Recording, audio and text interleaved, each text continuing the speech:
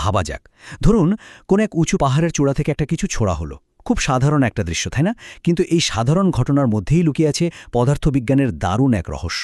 প্রশ্নটা তাহলে একদম সহজ। একটা পাথরকে স্রেফ নিচে ফেলে দেওয়া হলো, আর আরেকটাকে অনেক জোরে সামনের দিকে ছোড়া হলো।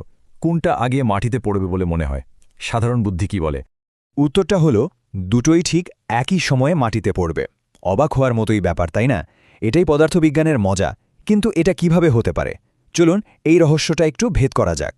এই ধাঁধার সমাধান করতে হলে আমাদের আগে বুঝতে হবে যে কোনো বস্তুর গতিকে আসলে দুটো আলাদা অংশে ভাগ করে দেখা যায়। আর এটাই হলো প্রাসের গতির মূল আইডিয়া।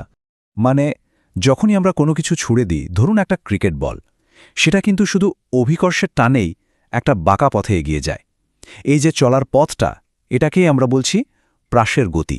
তো আসল বিষয়টা হলো, ছোড়া কোনো বস্তুর গতিকে দুটো স্বাধীন ভাগে ভাগ করা যায়। একটা হলো তার সামনের দিকে যাওয়ার গতি, মানে অনুভূমিক গতি, এটা কিন্তু স্থির থাকে।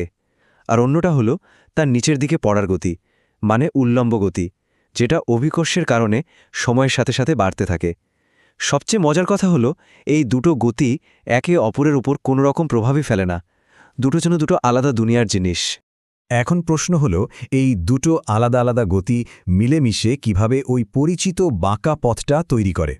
ব্যাপারটা এভাবে ভাবলে খুব সহজ হয়ে যায়। বস্তুটা প্রত্যেক সেকেন্ডে একটু সামনে এগোচ্ছে, আর ঠিক সেই একই সেকেন্ডে অভিকর্ষ তাকে একটু নিচে নামিয়ে আনছে।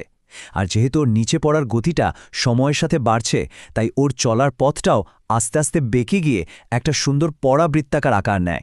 অনেকটা রংধনুর মতো দেখতে হয় পথটা। আচ্ছা, এই নীতিটা জানার পর একটা প্রশ্ন তো মাথায় আসেই। কোনো জিনিসকে সবচেয়ে দূরে ছুটতে হলে ঠিক কত ডিগ্রি কোণে ছোড়া উচিত? চলুন একটা কামানের পরীক্ষা দিয়ে এর উত্তরটা খুঁজে বের করি। একটা বস্তু কত দূরে গিয়ে পড়বে, মানে তার পাল্লা কতটা হবে, সেটা মূলত দুটো ব্যাপারের উপর নির্ভর করে।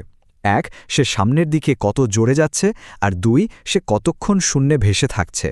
যদি কোনো কিছুকে একদম খাড়াভাবে ওপরের দিকে ছোড়া হয়, তাহলে সেটা অনেকক্ষণ বাতাসে থাকবে ঠিকই, কিন্তু সামনের দিকে তো বেশি এগোবে না, ফলে বেশি দূরে যাবেও না।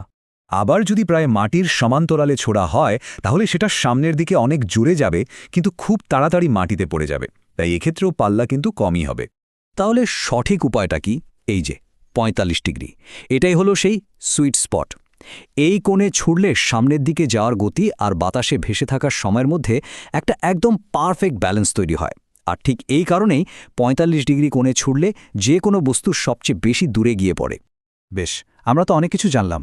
চলুন এবার আমাদের এই নতুন জ্ঞান নিয়ে একদম প্রথমের সেই ধাঁধাটার কাছে ফিরে যাই। দেখি এবার রহস্য সমাধান করা যায় কিনা। এই টেবিলটা একটু ভালো করে দেখুন।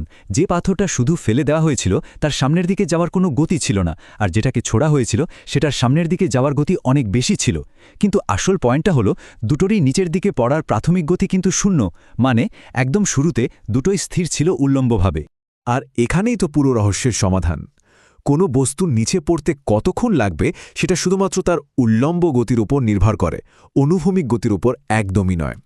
যেহেতু দুটো পাথরেরই উল্লম্ব গতি শূন্য থেকে শুরু হয়েছিল আর অভিকর্ষ দুটোকেই সমানভাবে নিজের দিকে টানছিল, তাই তারা ঠিক একই সময়ে মাটিতে এসে পড়বে। কি অসাধারণ, তাই না? তাহলে আজকের আলোচনার সবচেয়ে বড় শিক্ষা হলো এটাই: কোনো বস্তুর সামনের দিকে যাওয়ার গতি আর নিচে পড়ার গতি, এই দুটো পুরোপুরি স্বাধীন, একটা আরেকটার উপর কোনোভাবেই প্রভাব ফেলে না। অবশ্য আমরা কিন্তু পুরো আলোচনায় একটা জিনিসকে হিসেবে ধরিনি, সেটা হলো বাতাসের বাধা। বাস্তব জীবনে তো এটা থাকেই। তো বাতাসের বাধাকে হিসেবে আনলে ফলাফলটা কি একই থাকবে? কি মনে হয়? এটা নিয়ে একটু